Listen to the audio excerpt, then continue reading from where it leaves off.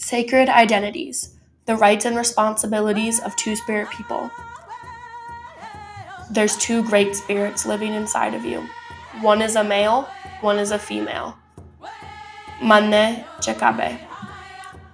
Two-Spirit people served many responsibilities in the Great Lakes tribal communities.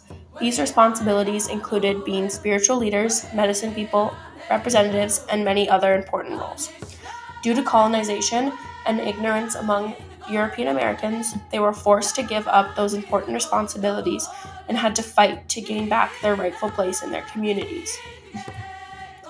The term Two-Spirit refers to an indigenous person who embodies both masculine and feminine spirits, transcending the Western concept of gender binaries. Two-Spirit individuals may be assigned female at birth but feel drawn to traditionally male roles, assigned male at birth but drawn to female roles, or express a fluid combination of both. It is important to emphasize that Two-Spirit is a culturally specific term that belongs to Indigenous communities. This means non-Indigenous individuals should not adopt or use this term to describe themselves, as it is deeply rooted in Indigenous traditions, languages, and spiritual beliefs. And the best way is to see that your gift is to see the world always in two sights, with two feelings of the heart. It's neither male or female, but it's both. It's neither up or down, but it's in the middle. Before European colonization, Two-Spirit individuals were highly regarded within many Indigenous communities. They were often seen as sacred and vital members of society due to their ability to embody both masculine and feminine qualities. Their perspectives were valued in decision-making, as they were believed to have unique insight from both gendered experiences. Two-Spirit people often had important and respected responsibilities, such as being healers and medicine people, educators and caretakers, warriors and hunters, and artists and craftspeople, along with many other important responsibilities. In the Dakota, Ojibwe, and Cree tribes, Two-Spirit individuals participated in both traditionally male and female activities, such as engaging in warfare while also practicing weaving or other crafts. They were often recognized as spiritual leaders and played crucial roles in the well-being of their communities. They often led spiritual ceremonies and powwows for their tribes. Being Two-Spirit,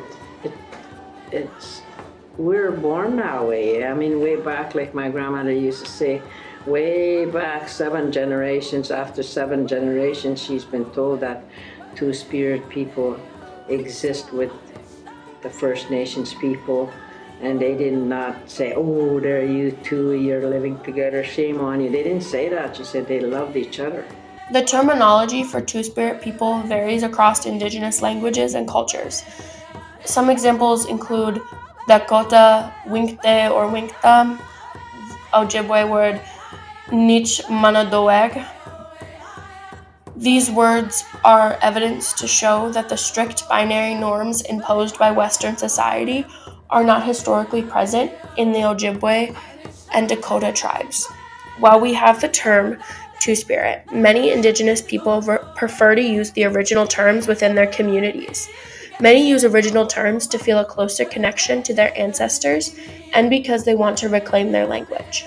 It is important to note that when colonizers came to North America, the native language and teachings were the first to be outlawed.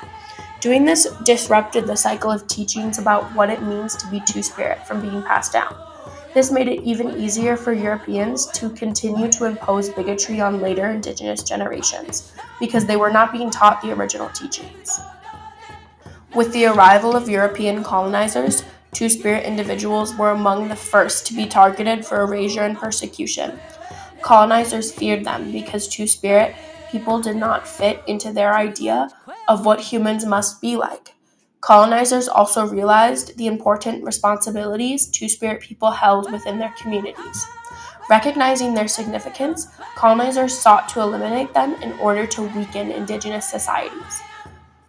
This rampant persecution took many forms, including forced assimilation, Two-Spirit people were often among the first indigenous individuals sent to residential schools, where they were forced to conform to Western gender norms and Christian beliefs. Violence and erasure. Many Two-Spirit individuals were brutally punished or even killed for expressing their identities. Imposition of heteronormative structures.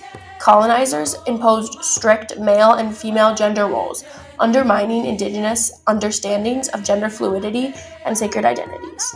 As a result, the rich traditions surrounding Two-Spirit people were deeply suppressed, and many indigenous communities were forced to abandon or hide these cultural beliefs for survival.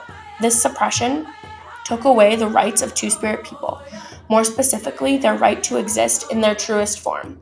Taking away Two-Spirit people's right to express themselves did not erase them as the colonizers had hoped. Despite centuries of colonization, indigenous Two-Spirit people have continued to resist Western ideology and reclaim their identities. However, the legacy of colonization, including homophobia, transphobia, and gender discrimination, has deeply affected how Two-Spirit people are treated today. This legacy of colonization is heavily distorted because the majority of historical texts are written by colonizers. This can make for an extremely biased understanding of Two-Spirit people and Native communities as a whole. As Dean Blue from the Upper Sioux community said, "Again, you see, as I keep saying, every time you flip a coin, you see a different side. The greater population, all they know is their side of the story. It is written by white folks. None of it is ever written by Dakota. And so, therefore, they have gratis in regards to how they want to write it. And so, therefore, 90% of it is inaccurate." Oh, I shouldn't say it that way. But there are two sides. All these things that are considered to be historical were never participated in by the Dakota. The fight to restore respect and recognition for Two-Spirit individuals has been very challenging, but there have been significant milestones in recent history. In 1990, during the 3rd Annual Intertribal Native American First Nations Gay and Lesbian American Conference in Winnipeg, Elder Myra Lamarre introduced the term Two-Spirit as a way to reclaim and unite various Indigenous gender identities under one term. This name is a translation of the Anishinaabe Minoan phrase Nichmanadoweg, meaning Two Spirits. Making an umbrella term was another way for Two-Spirit people to reclaim their rights. For many years, a term that anthropologists used for Two-Spirit was the term Beraik. This term is derived from a French word meaning slave. When Two-Spirit people told the world that they did not want to be called that anymore, and that they had a new term, it forced non-Native anthropologists to recognize the power their work had on Native Two-Spirit populations. Since then, the Two-Spirit movement has continued to grow, advocating for the restoration of Indigenous traditions, the rights of Two-Spirit individuals, and the recognition of their roles in both historical and contemporary Indigenous communities. Two-Spirit identity is a powerful testament to Indigenous resilience, culture, and spirituality. Being openly Two-Spirit is an active act of decolonization. While colonization attempted to erase the presence and significance of Two-Spirit people, they continue to thrive and reclaim their rightful place within their communities. Recognizing and respecting the Two-Spirit identity is essential to honoring Indigenous traditions and histories. Moving forward, it is crucial to support Two-Spirit individuals in their fight for visibility, respect, and equal rights within both Indigenous and broader society.